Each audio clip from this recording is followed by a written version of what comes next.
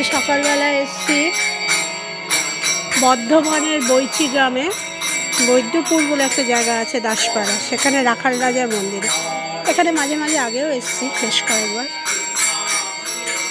আসলে আমার বৌমার বাপের বাড়িদের পালা পড়ে, সে উপলক্ষে আমারও আসা হয়ে যায়।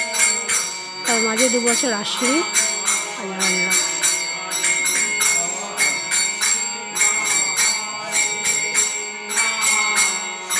অনেক সকালে রওনা দিয়েছি, এই রাখাল রাজা দরবারে এসে পৌঁছালাম।